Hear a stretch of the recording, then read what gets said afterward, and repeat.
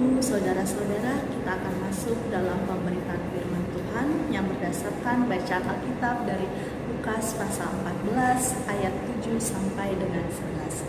Namun sebelumnya, mari kita bersatu dalam doa mohon bimbingan Roh Kudus.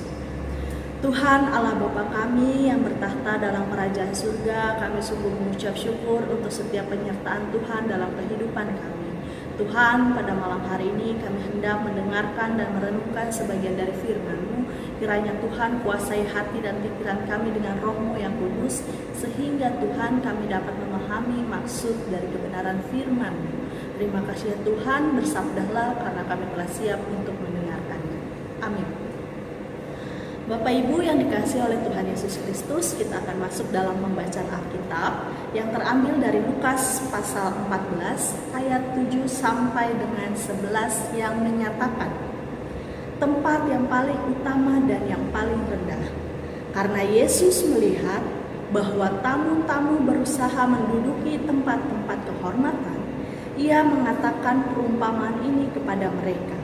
Kalau seorang mengundang engkau ke pesta perkawinan, janganlah duduk di tempat kehormatan, sebab mungkin orang itu telah mengundang seorang yang lebih terhormat daripadamu, supaya orang itu yang mengundang engkau dan dia jangan datang dan berkata kepadamu, berilah tempat ini kepada orang itu. Lalu engkau dengan malu harus pergi duduk di tempat yang paling rendah. Tetapi apabila engkau diundang, pergilah duduk di tempat yang paling rendah. Mungkin tuan rumah akan datang dan berkata kepadamu, sahabat, silakan duduk di depan.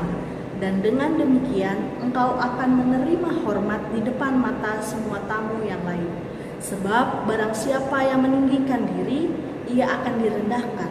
Dan barang siapa merendahkan diri, ia akan ditinggikan.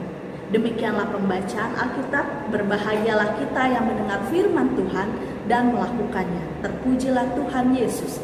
Hosiana. Selamat malam Bapak Ibu, Saudara-saudara terkasih Jemaat GPIB Benowo Surabaya. Seperti padi semakin berisi maka semakin merunduk. Saya meyakini bahwa peribahasa ini sudah tidak begitu asing di telinga kita.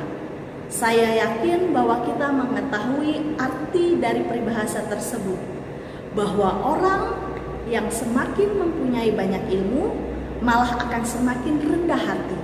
Namun sebaliknya, orang yang mempunyai ilmu yang dangkal diibaratkan sebagai padi muda yang berdiri tegak atau congkak hatinya.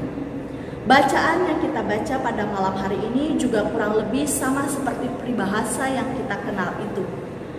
Orang-orang Farisi dalam hidupnya sibuk mencari penghormatan dan pujian dari orang lain. Itulah salah satu hal yang dikejar, yakni pencitraan diri. Orang semacam ini akan merasa terancam kalau ada orang lain yang lebih baik dari dirinya atau menonjol dari dirinya.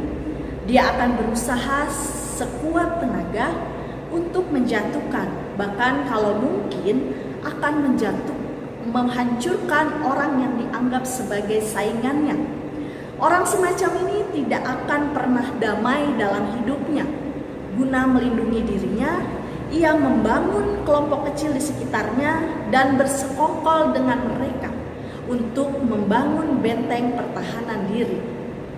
Bapak Ibu yang dikasihi oleh Tuhan Yesus Kristus, Rasul Paulus ingin memperlihatkan kepada kita semua bagaimana hidup yang penuh dengan sukacita. Paulus berkata, karena bagiku hidup adalah Kristus dan mati adalah keuntungan. Tetapi jika aku harus hidup di dunia ini, itu berarti bagiku bekerja memberi buah. Hidup seorang yang penuh sukacita adalah hidup yang berbuah. Buah yang dimaksudkan oleh Paulus tentunya adalah belas kasih dan pelayanan kepada sesama. Situasi orang yang semacam ini tidak akan pernah punya kegelisahan. Ia akan merasa nyaman dan damai dengan hidupnya. Dia tidak pernah mengejar dan mencari penghormatan, bahkan pujian atas perbuatan yang dibuatnya. Ia melayani sesamanya karena hatinya tergerak oleh belas kasihan yang diajarkan oleh Tuhan Yesus. Bapak Ibu yang terkasih dalam Yesus Kristus, di tengah-tengah situasi dan kondisi kita saat ini dengan adanya wabah virus COVID-19 atau seringkali kita sebut dengan corona, kita diingatkan dan diajak untuk berbelas kasih bagi siapapun, baik kepada mereka yang kita kenal maupun kepada mereka yang tidak kita kenal di luar sana. Sudahkah kita berbelas kasih kepada sesama? Apa yang terbaik yang bisa kita persembahkan bagi Tuhan terhadap kebutuhan mereka yang membutuhkan? Kita mendorong satu sama lain untuk berbuat baik kepada mereka yang saat ini tertimpa bencana corona dan lain sebagainya. Jika ada salah satu anggota keluarga yang mengeluh karena bosan hanya berdiam diri di rumah seharian dalam mengikuti himbauan protokol pemerintahan dan himbauan majelis jemaat setempat, ingatlah Bapak Ibu, diam diri kita di rumah merupakan wujud dari kepahlawanan kita untuk memutuskan rantai pandemi corona. Tentu tidak hanya berdiam diri sebenarnya. Jika yang masih bersekolah, maka mereka bisa mengikuti kelas online dari rumah. Begitupun yang bekerja dan mencari kesibukan lain seperti bersih-bersih rumah dan lain sebagainya yang bernilai positif. Sembari itu Bapak Ibu, kita pun turut berdoa agar peristiwa semacam ini dapat segera pulih dan memberikan topangan kita dari jarak jauh bagi mereka yang dalam pemantauan maupun dalam perawatan karena terpapar corona, dan kita turut berdoa bagi para pejuang lainnya di luar sana seperti dokter, ojek online, para pedagang, tunawisma, dan lain sebagainya. Kita bersyukur jika saat ini kita masih bisa bekerja dari rumah, belajar dari rumah dengan makanan yang cukup. Lalu masihkah kita merasa bosan dan mengeluh jika dibandingkan dengan mereka yang masih berada di luar sana?